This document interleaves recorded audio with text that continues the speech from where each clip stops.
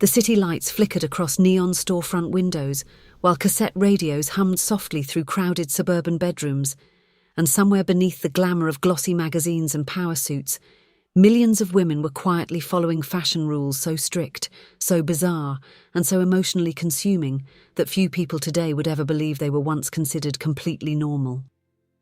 The 1980s looked loud, glamorous, rebellious, and free on the surface, but hidden behind the bright lipstick, shoulder pads, and perfectly feathered hair was a world filled with pressure, silent expectations, exhausting beauty standards, and unwritten social codes that shaped nearly every woman's daily life. Tonight, we're stepping back into that unforgettable decade to uncover the shocking fashion rules every 1980s woman lived by, the strange habits they accepted, the beauty rituals they endured, and the emotional reasons why so many of those rules vanished forever.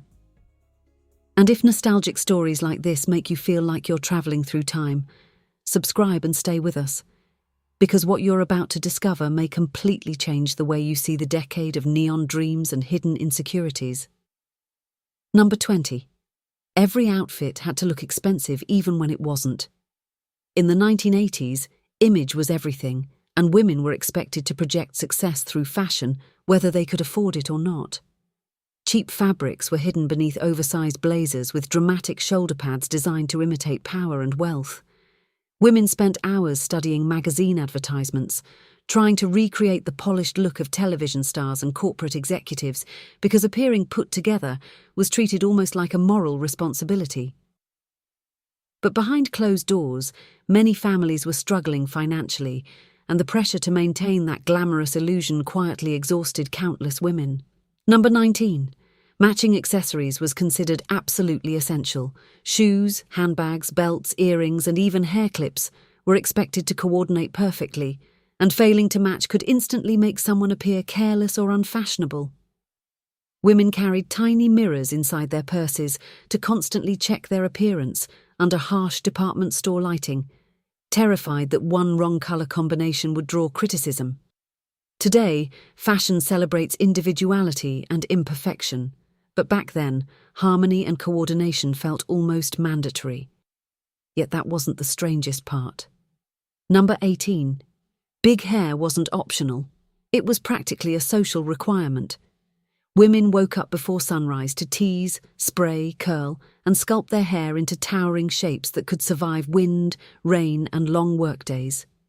Entire bathroom counters became cluttered with aerosol cans, hot rollers and curling irons that filled homes with the smell of hairspray before breakfast even began. The bigger the hair, the more confident and glamorous a woman was believed to be.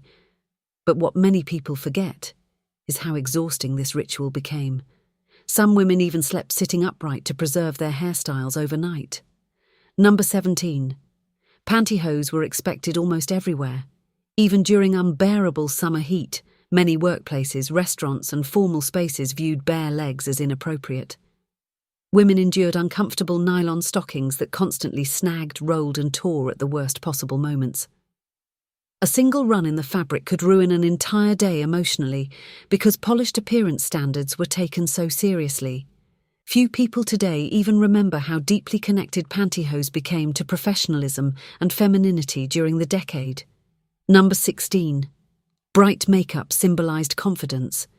Electric blue eyeshadow, heavy blush, glossy lips, and dramatic eyeliner became signs of bold femininity.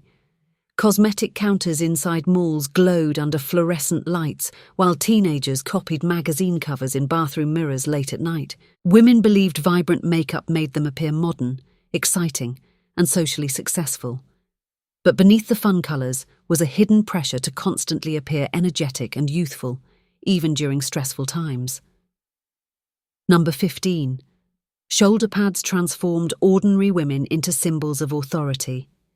Inside corporate offices, women entering male-dominated workplaces often wore structured jackets with massive shoulders designed to create a stronger silhouette.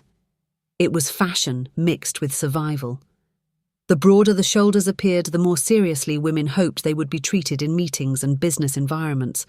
Looking powerful became just as important as actually feeling powerful. Number 14. Tanning became dangerously fashionable. Pale skin was suddenly considered dull, while bronzed skin represented wealth, vacations, and luxury lifestyles. Women spent hours baking under the sun or inside tanning salons filled with humming ultraviolet lights, chasing the perfect golden glow promoted by fashion magazines. What happened next shocked many women years later when health risks and premature aging became impossible to ignore. Number 13.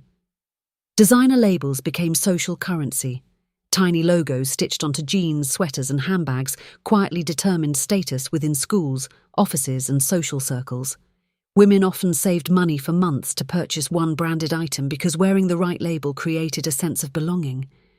In many ways, fashion became less about comfort and more about proving social worth to others. Number 12. Aerobics fashion escaped the gym and entered daily life. Neon leggings, leg warmers, oversized sweatshirts, and high-cut leotards suddenly appeared everywhere from shopping malls to casual gatherings.